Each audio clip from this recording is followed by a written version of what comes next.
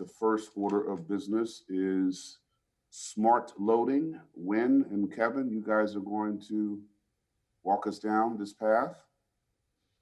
Yes, Mayor. I'm going to share a presentation. Can everybody see the presentation? Yes. Okay, great. Thank you so much for having us today and talk about smart loading.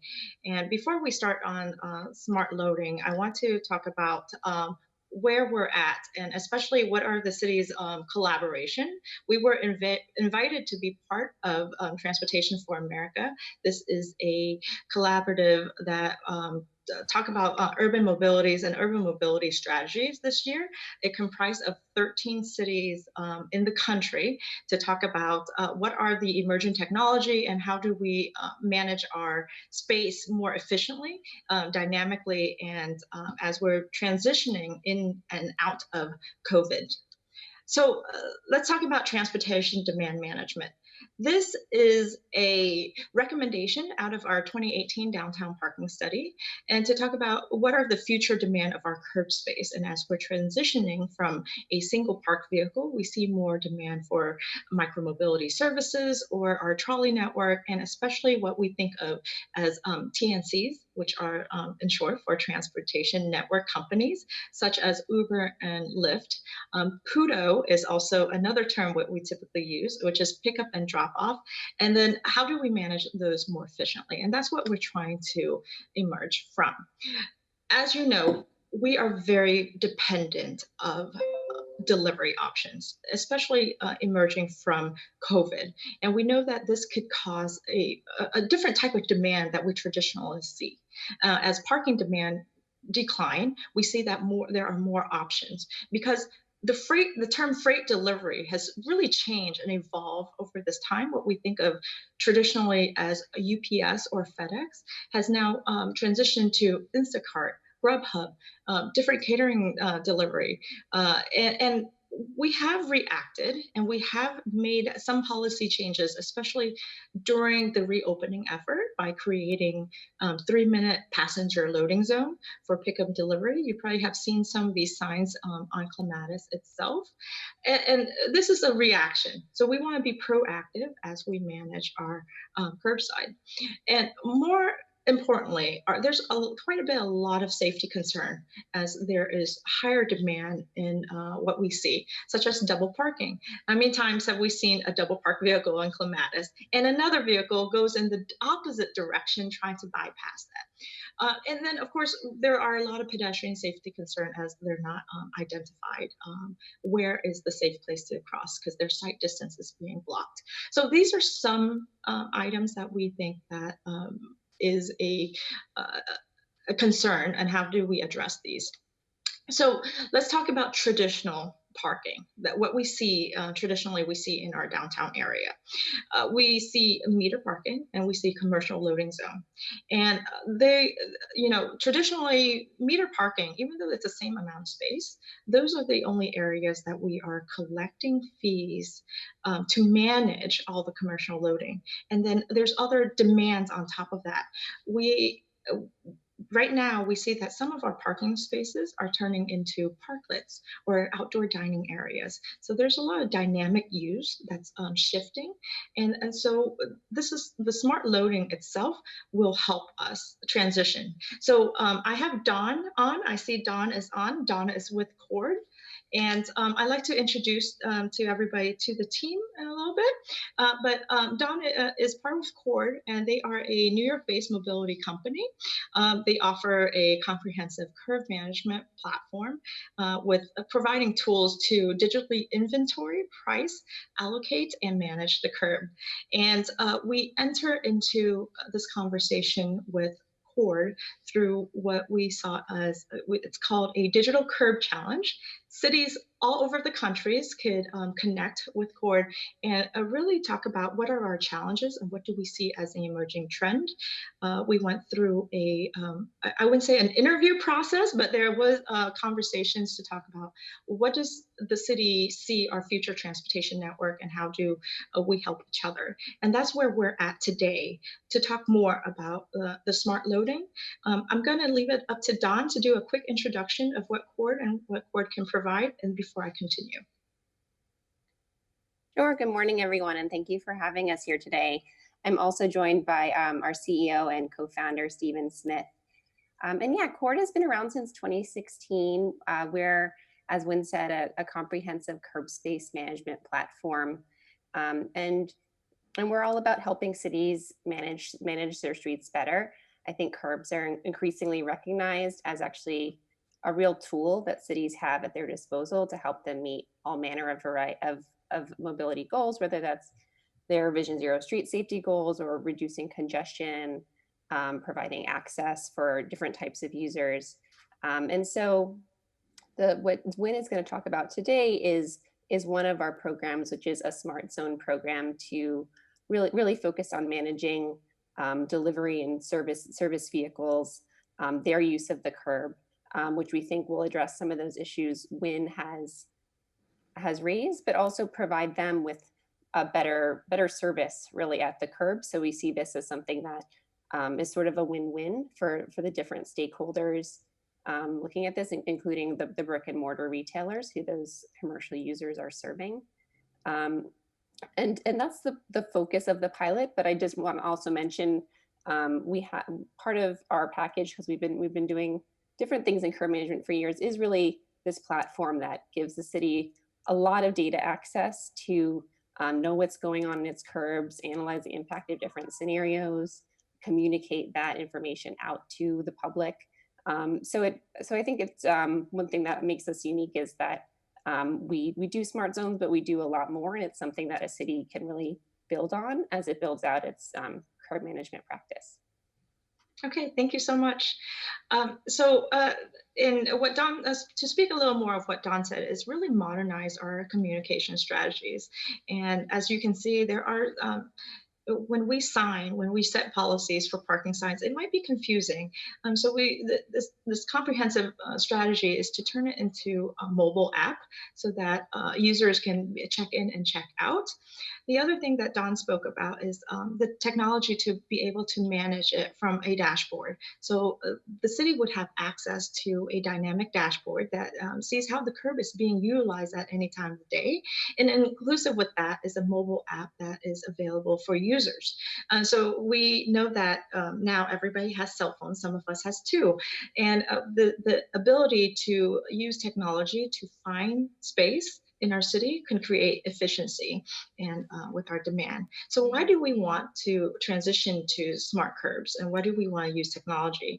And really to serve more people. And I think that's our goal as far as a transportation demand management strategy, is that now, as I said earlier, that our curb is being used for bike share, parklets, and loading zones, and even pickup and delivery for food options. So shifting away from a traditional parked vehicles and still be able to serve more people, and at the same time, price it in a way that it could be efficient for everybody. So our study limits, we carefully chose Rosemary Square. If you remember, about a year and a half ago, we started working on this project to eliminate 100% of on-street parking on Rosemary Avenue. Every parking spaces, metered parking spaces along this stretch from Okeechobee to Hibiscus was eliminated and turned into a flex zone.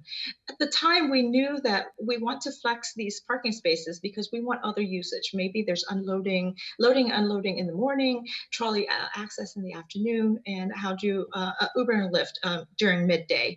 So for us to carefully choose this space, we believe that this smart loading pilot program will help us determine what are the policies of these type of flex spaces.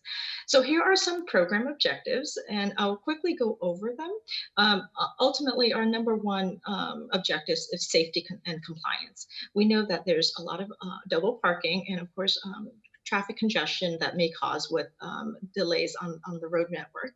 In addition to that, we want to enhance the loading experience, as Don said earlier, with both delivery companies and then brick and mortar type of businesses.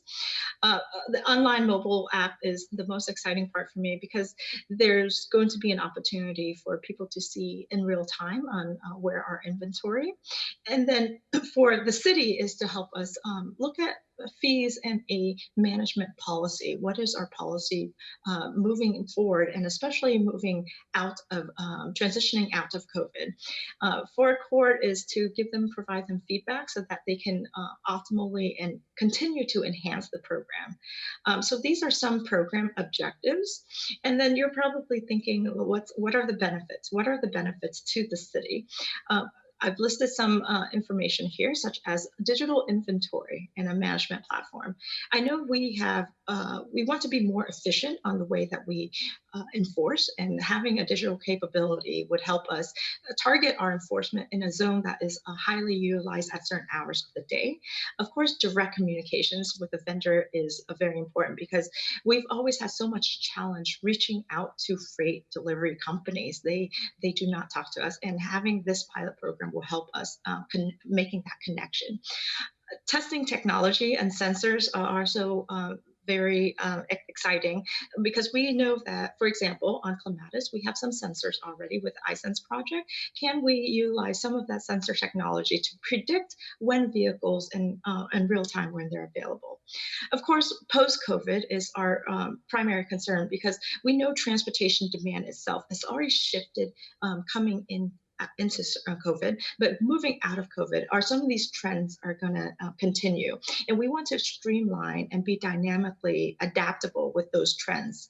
Of course, program evaluation and implementation and so much more that we could be an outcome of this project.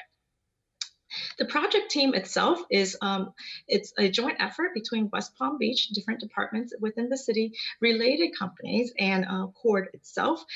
There are some obligations that we commit to providing, such as signage, if there are street painting, that we need to paint the curb, of course, data collection and some enforcement.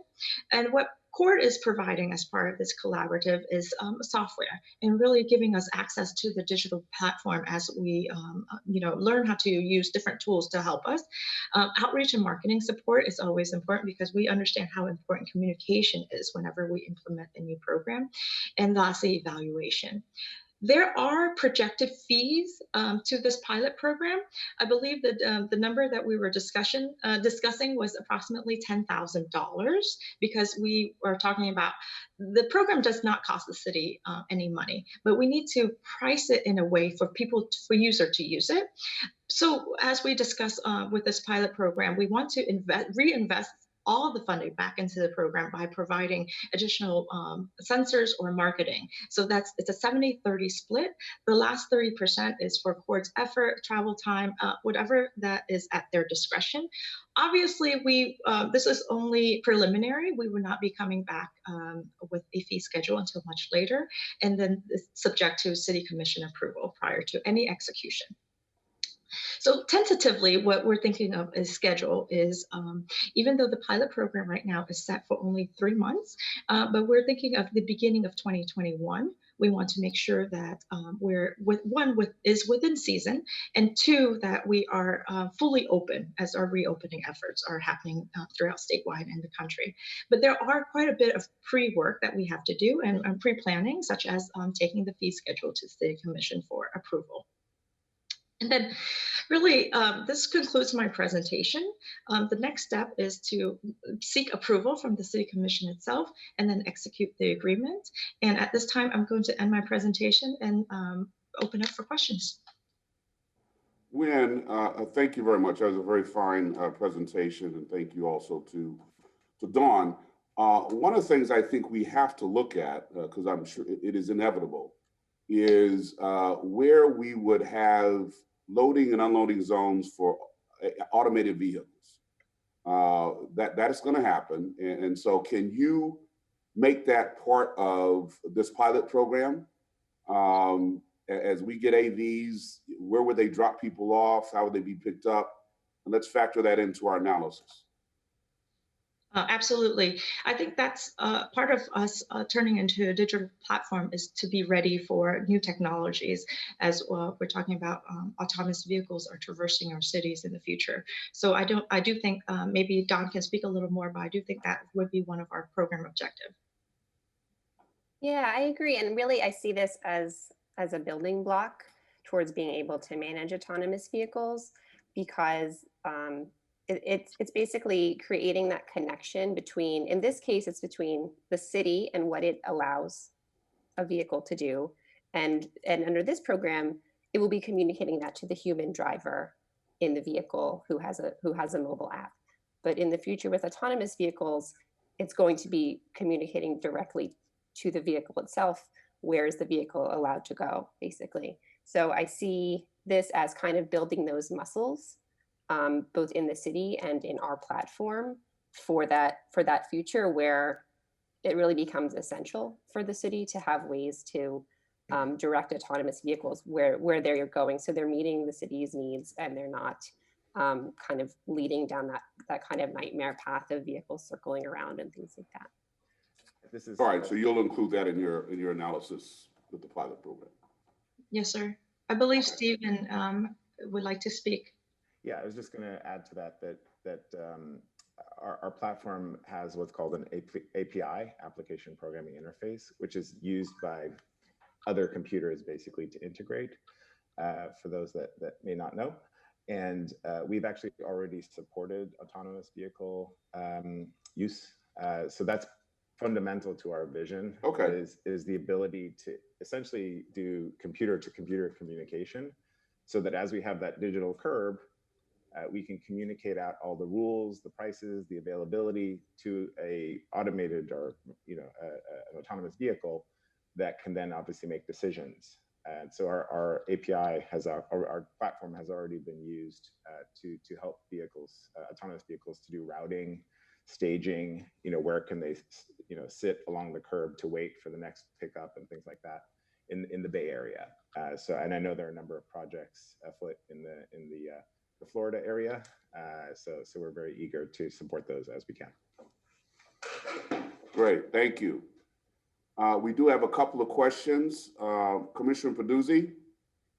Thank you, Mayor.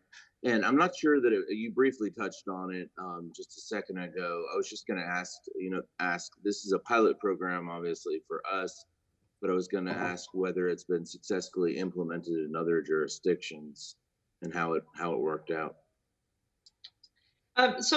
Yes, this is a pilot program for us, and within 1 year, we have an ordinance that restricts us to a 1 year pilot program. With any pilot program, I think one thing we have to be aware of is that we need to be prepared for success and failure, and how do we emerge from it. I believe Stephen has touched on it. They do a lot of work in the Bay Area. There's 3 other cities that has not been disclosed yet, has been selected with this program also.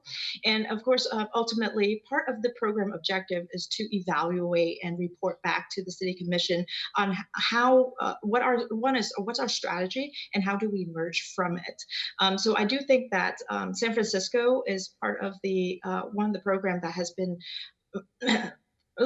been initiated much longer than we have. There's been a lot of good data that came out of it also, but this is very dynamic, as the mayor mentioned, like autonomous vehicles. All this information is very dynamic, but what we want to do is we want to future-proof and set our policies to be able to accept these type of changes. Another question from Madam President, Commissioner Scho. Thank you, Mayor, and thank you for the presentation. And I'm certainly supportive of making sure that West Palm Beach is on the cutting edge of technology. Being this is a pilot program, I was wondering if there were a couple of ways to address populations that I think may be highly affected, yet not familiar with technology. Generally, our driving population is older. And so those will be the parking spaces that are displaced with this new curb management model. So I don't know if it's signage, et cetera, that helps with that. And then secondly, we do still have a significant population that does not have access to that type of technology. They don't have smartphones, they maybe have a basic phone, And so how do we balance still having an availability for those who cannot afford, choose not to engage in that technology, while still allowing those who choose to participate in something, you know, new and groundbreaking? Absolutely, Commissioner. I think it's very important. As you can see, we've made a conscious decision to not swap out our parking meters because we know that there are a certain population that you still use cash and coins. Very similar to how we pick and choose, and I think that's part of the program objective is not every single parking spaces is going to be eliminated for this moving forward in the future. But I think that there should be a number of parking spaces, whether if it's one side of the street or a certain parking spaces that will enhance the mobility of our network. So even though we are intended, for example, Rosemary, 100% because that was part of the design that we had it as. But moving into other areas into the city, I think we need to take into consideration that we need to preserve on-street parking for single occupancy use also. And I think that, as you said earlier, part of the program is to sign it properly and is to use part of the potential fees for us to communicate effectively with different mediums. And I do think that you know, even though the cell phone is our initial starting point, but I do think that with the newer vehicles now, and as technology improve into our vehicles itself, that there are whether it's GPS or dynamically be able to push notification into someone's while they're driving, it's also a capability of this program in the future. Commissioner Lambert.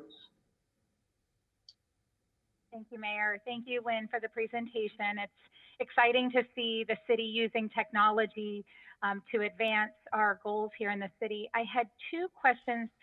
I think you may have answered one of them. I just wasn't clear on the user fees.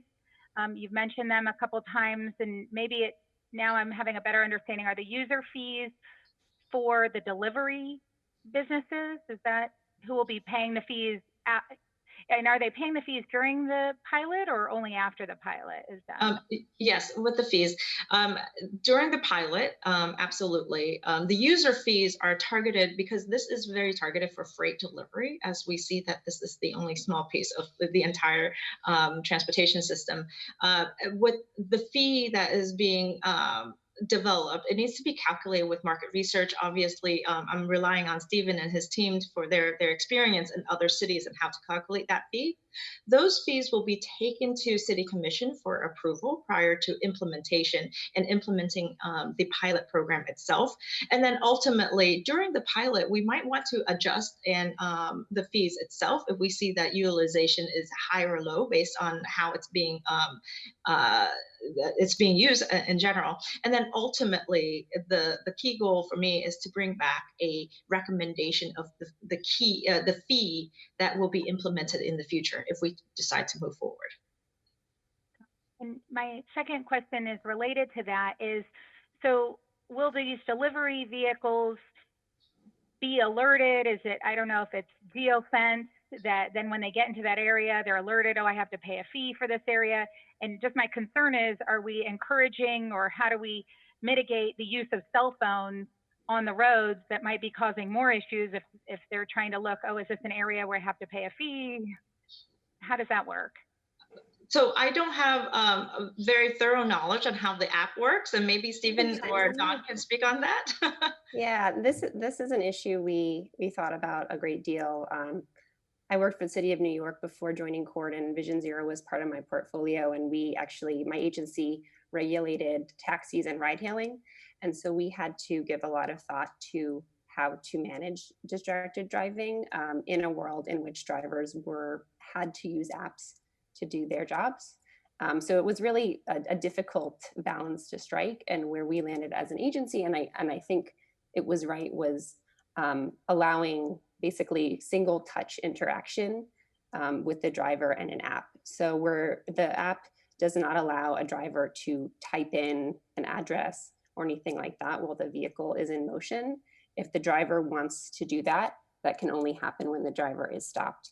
And then when the driver is in his or her last mile, they see the basically kind of like if you've seen a bike share map where you see the available stations, you do a single click on it and it navigates you there, but you don't interact with the app again until your vehicle is stopped at that location. So it's not zero interaction, but we've really designed to minimize it because we don't want drivers sitting there typing and fiddling around with an app while they're driving anywhere, but especially in an area that Uyen has identified has a lot of pedestrians and just traffic in general.